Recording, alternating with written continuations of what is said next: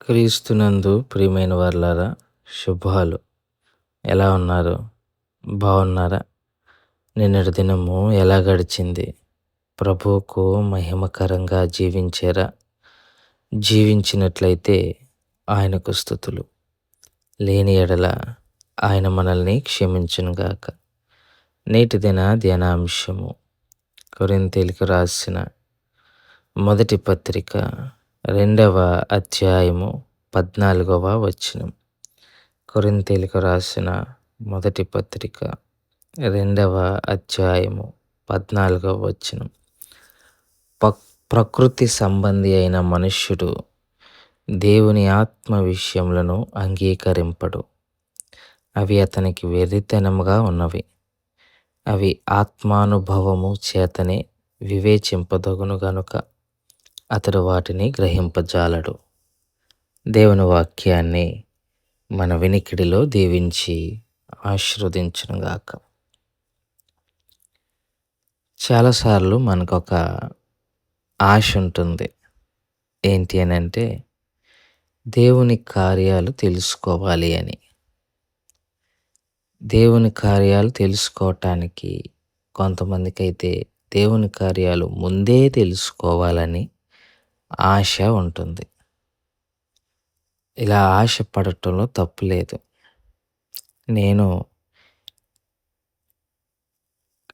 విశ్వాసంలోకి వచ్చిన క్రొత్తలో నాకు కూడా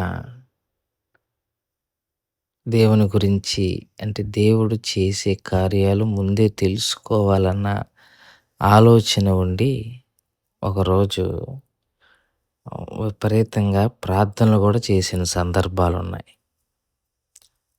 ఒకరోజు ఏంటి దాదాపు వారం వరకు ప్రార్థన చేసిన సందర్భాలు ఉన్నాయి. నాకు తెలియపరచు, ముందుగానే నాకు తెలియపరచు అని. అయితే కొంతకాలం అయిన తర్వాత కొన్ని విషయాలు అవగాహనలోకి వచ్చినప్పుడు అర్థమైన విషయాలు ఏంటి అని అంటే దేవుని కార్యాలు తెలుసుకోవాలంటే దేవుని ఆత్మ విషయం, దేవుని యొక్క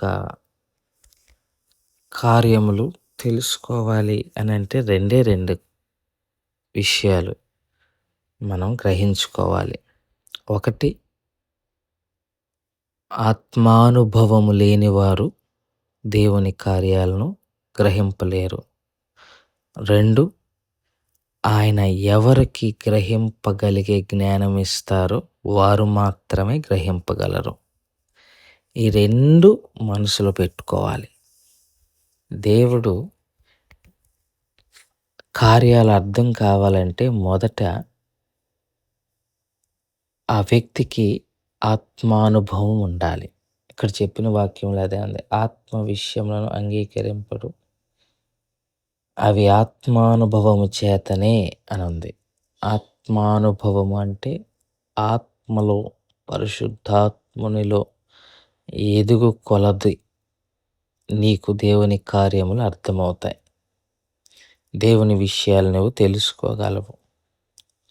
ఆత్మలో నీవు ఎంతగా ఎదుగుతావో, ఆత్మీయతలో నీవు అనుభవము పొందుకునే కొలది దేవుని కార్యములను అంత గొప్పగా నీవు గ్రహించగలగటానికి అవకాశం ఉంటుంది. అంటే ఇట్స్ ఎక్స్పీరియన్స్. దేవునిలో నువ్వు ఎదుగుతున్న కొలది, ఆత్మీయతలో నువ్వు ఎదుగుతున్న కొలది నీవు చూడగలవు. ఒకటైతే, రెండవది, ఆయన ఎవరికి ఆ అనుభవం ఇవ్వాలో వారికే ఇస్తారు. ఇది కూడా తెలుసుకోవాలి. ఇప్పుడు నాకు ఒక విషయం తెలియకూడదు అనుకున్నప్పుడు నాకు ఆయన తెలియపరచరు. I have an experience. నాకు ఆత్మానుభవం ఉన్నా ఆయన తన కార్యాలు నాకు తెలియపరచకూడదు అనుకుంటే తెలియపరచరు, అంతే. అల్టిమేట్గా అది ఆయన ఇష్టం. ఆయన ఎవరికి తెలియపరచాలనుకుంటారో వారికి తెలియపరుస్తారు. ఇది రెండవది. Even though you have an experience of spirit, ఆత్మానుభవం ఉన్న దేవుడు నీకు బయలుపరచందే నీవు దాన్ని తెలుసుకోలేవు. చివరిగా ఒక్క మాటలో చెప్పాలంటే, ఆయన ఎవరికి తన కార్యములు తెలియపరచాలనుకుంటారో వారికే తెలియపరుస్తారు. అంతేగాని అందరికీ తెలియపరచరు, అన్నీ తెలియపరచరు.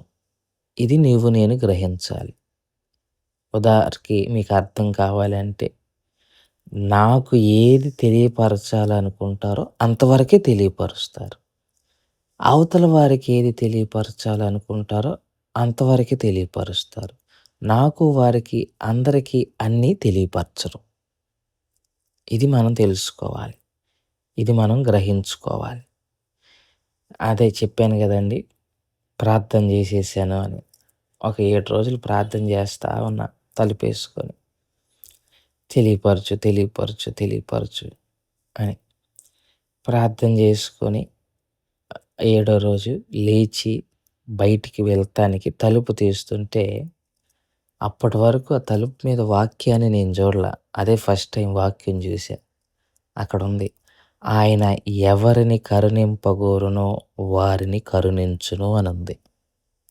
దాంతో నాకు అర్థమైందేంటంటే, నాకు చూపించాలనుకుంటే, ఆయన తెలియపరచాలనుకుంటేనే తెలియపరుస్తారు. లేకపోతే లేదు. సో, ఈ మధ్య ప్రసంగికులు దేవుడు నాకు చూపిచ్చాడు, దేవుడు నాకు తెలియపరిచాడు. అలాంటివన్నీ నమ్మటానికి కొత్త ఇబ్బందికరంగా ఉంటాయి. సరే చూపించిన, తెలియపరిచిన అవి వాస్తవాలా కాదా అనేది దేవుడికి మాత్రమే తెలియాలి.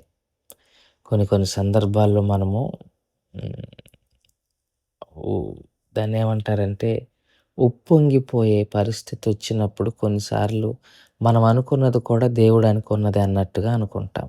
దేవుడు అనుకున్న దానికిను, నువ్వు అనుకున్న దానికి సంబంధం ఉండదు. ఆహ్, అంటే ఇప్పుడు నేను మీ జీవితంలో ఒక వ్యక్తి జీవితంలో నేనేదన్నా చెప్పాలనుకున్నాననుకోండి, దేవుడు నాకు చూపించాడని నేను అనుకున్నాననుకోండి, నేనెళ్ళిపోయి చెప్పేయటం కాదు. అవతల వ్యక్తి జీవితంలో కూడా అవతల వ్యక్తికి కూడా ఈ విషయాన్ని దేవుడు తెలియపరుస్తాడు. సో, ఈ 2 రూఢి అవుతాయి. ఆహ్, నీకనిపిచ్చిందే నిజం కాదు. దానికి కన్ఫర్మ్ జేసుకోవటానికి ఇంకొకళ్ళ వ్యక్తి జీవితంలో కూడా అలాంటిది చూపిస్తాడు. సాక్ష్యం లేకుండా దేవుడు ఏది చేయరు.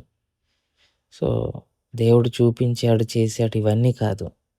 దేవుడు ఎవరికి చూపించాలో, దేవుడు ఎవరికి తన విషయాలను బయలుపరచాలనుకుంటారో వారికే బయలుపరుస్తారు. ఇదొకటి తెలుసుకోవాలి. బయలుపరిచినంత మాత్రాన మనం పెద్ద మేధావులమనో, లేకపోతే వాక్యంలో మనం నిష్ణాతులమనో కాదు.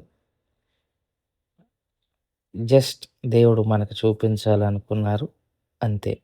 ఆ సత్యాన్ని మనం గ్రహించుకోవాలని ప్రభు పక్షంగా విజ్ఞప్తి చేస్తూ ఈ మాటలను ఇంతటితో ముగించుకుంటున్నాను. దేవుడు దీవించి ఆశీర్వదించునుగాక. ప్రార్థన చేసుకుందాం. మమ్మల్ని మిక్కిలిగా ప్రేమించిన మా ప్రియ పరలోకపు తండ్రి, మీ పాదాలకు స్తోత్రాలు. చెప్పబడిన వాక్యాన్ని బట్టి మీకు స్తోత్రాలు. వాక్యానుసారంగా జీవించగలిగిన కృపను దయచేయండి. బలహీనులుగా ఉన్న వారిని జ్ఞాపకం చేసుకొని బలపరిచి ఆరోగ్యాలకి ముద్ర వేయగలరని మనవి చేసుకుంటూ యేసు నామములో అడిగి వేడుకుంటున్నాం తండ్రి. ఆమేన్. God bless you.